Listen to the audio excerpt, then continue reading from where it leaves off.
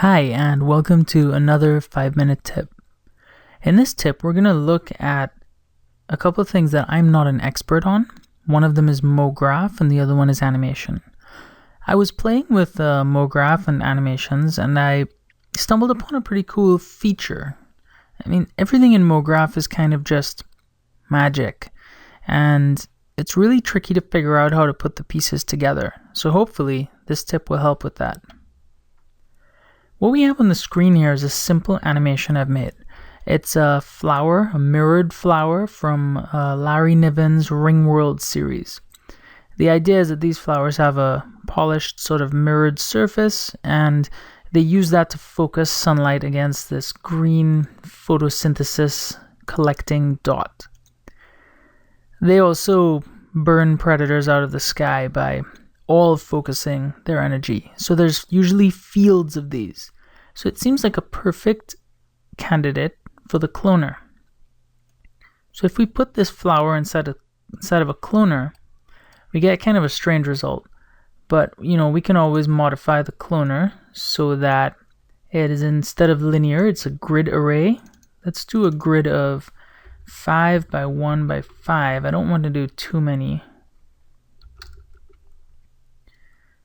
Let's do a spread of these flowers. Now the problem should be immediately apparent. They all look the same. And when we play back the animation, it's even less impressive because they all look the same. Let's turn this number down so it plays back a little bit more quickly.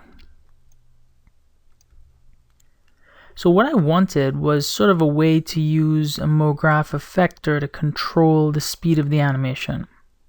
And I did find a way. So in case you haven't used MoGraph in this way, I have another scene set up that kind of shows what I was after. This is a grid of cubes.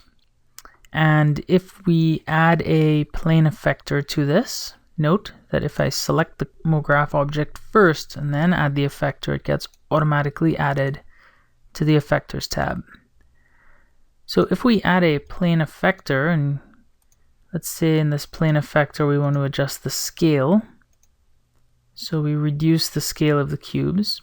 Well, it reduces the scale of all of them. It doesn't make sense. Well, it works best with fall off. So if we go to the fall off tab and change the shape from infinite to sphere, we can immediately see what's happening. I can create a sphere that sort of uses its fall off influence to give this really cool effect. So I can move it around and the cubes shrink. Now I want this kind of effect except with animation. And here's how you can do it. Similarly to the other scene, we're going to create a plane effector. Let's make these grow. So we're going to create a plane effector. So we select the cloner, go to MoGraph, plane. Now in this effector, we can do a bunch of different things. By default, it adjusts the position. We don't really want that. And the fall off, we have that same infinite fall off by default. We can change that to a sphere just because it's easy to visualize. And you see as I scale the sphere up and it sort of influences the clones, it's adjusting their Y position, because that's what it's set up to do. So the first thing we want to do is go in there and adjust the Y position to turn that off. So in parameter, we just uncheck position, scale, and rotation. Now, right down here, we notice that there's a time offset, and that's where the wheels started to turn in my head. Turns out that you can use the time offset to change the offset of when these things animate. Now I have 90 frames of animation. And if I set this to 90, it almost gives us what we want. It sort of gives us an effector where as we drag the effector, the animation changes and it gives us sort of an opportunity for a more organic animation, because now we can just animate the effector and we can change how the flowers pop up. But it's not perfect. What we can do to help this is actually set it up properly. Now, I'll show you another problem before we do that. With it set up this way, when we hit the play button, stuff still plays. It's kind of difficult to see, but if I increase the frame range to something larger like 500, and then increase the preview range, you'll see that after the 90 frames have elapsed, the ones that are small eventually do grow up. And now the effector does nothing. So it wasn't really what we wanted. It just looked like what we wanted. We're halfway there though. So in the plane effector, I'm going to set my time offset to 90 frames. But in the cloner, we need to turn animation off. I didn't realize you could do this, so this is pretty cool. If you play the animation, just so we see that it's animating, you can then go into the cloner in the transform tab, and you can change the animation mode. I'm going to change it here from play to fixed. Now you see there's some other options. I'm not going to talk about those, but you can explore those on your own. If we change it from play to fixed, and we leave the time at 0 frames, we can see the stuff has changed. For one, if we press play, nothing happens. Even though the animation is playing, nothing is animating, and that's what we want. I can go all the way back to the beginning. Animation is playing, nothing's happening with our animated objects. And that means we don't even have to play the animation. We can leave it at 0 frames. Now, if we move the plane effector, it affects our animation. So we can actually create a plane effector that has a fall off that is linear. Scale this down a bit. And then we can run this linear effector through.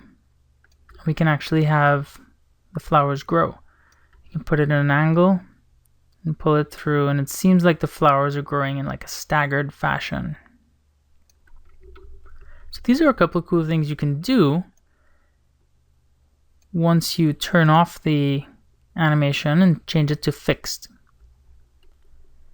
So the eventuality for something like this is you could add it to a landscape and have lots of these flowers and sort of have them sweeping over the landscape as you do it. I want to show you one more thing before we run out of time. I'm going to delete the plane effector. Now, because we turned off animation, our animation frame time here is manual, so we can actually scrub up to 90 frames and grow and shrink it using the actual cloner. But what if we had a random effector? This is pretty cool. So under the effector menu, we can add a random effector. And by default, this is going to, again, affect the position. We don't want that. Let's have it affect the rotation and the rotation heading. So let's just twist it around a bit so that these all face kind of a different direction.